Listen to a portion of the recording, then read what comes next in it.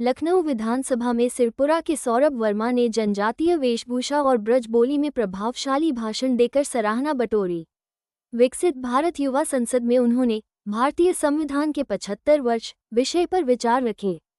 उनके प्रयास की विधायकों और मंत्रियों ने प्रशंसा की, जिससे क्षेत्रवासियों को गर्व महसूस हुआ। विश्वविद्यालय के प्रोफेसर टॉम गिम्सवर्ग ने लगभग 200 देशों के संविधानों का अध्ययन किया और पाया कि उनका औसत जीवन काल मात्र 17 वर्ष है। लेकिन आज महोदय, हम भारतीय संविधान के 75वें वर्ष का उत्सव मना रहे हैं, जो विश्व का सबसे विस्तृत और विविध संविधान है। यह संभव हुआ है तो अधिकारों, कर्तव्यों और प्रगति के सुंदर समायोजन से। जय हिंद, नमस्ते। मैं सौरभ वर्मा, जनपद कासगंज, इस सदन को नमन करते हुए विषय संविधान के 75 वर्ष अधिकार, कर्तव्य, प्रगति की यात्रा पर विचारा व्यक्ति हेतु उपस्थित हूं। महोदय, मैं जब इस विषय को देखता हूं तो कर्तव्य, अधिकार और प्रगति को अलग अलग न रखते हुए इनको अंतर संबंधित समझता हूं। अगर बात प्रगति की हो तो भारत ने हरित क्रांति से लेकर चंद्रयान 3 तक न जाने कितने ही सफल कार्यक्रम आयोजित किए, लेकिन इस यात्रा में हमने आपातकाल जैसा काला अध्याय भी देखा, जिसमें मौलिक अधिकारों को निलंबित कर दिया गया। लेकिन जब उसी अध्याय में प्रत्यक्ष रूप से प्रस्फुटित होते हैं मौलिक कर्तव्य, तब यह बात और प्रमाणित हो जाती है कि भारतीय संविधान एक जीवंत दस्तावेज है, जिसको कोई एक व्यक्ति या एक सरकार नष्ट नहीं कर सकती।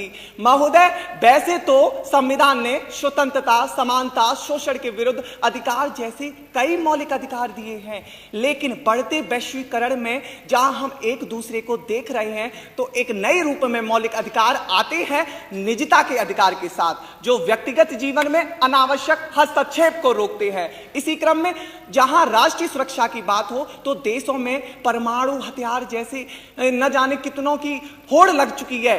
इसी मद्देनजर सुप्रीम कोर्ट अनुच्छेद 21 को परिभाषित करते हुए कहते हैं राइट टू क्लीन एनवायरनमेंट।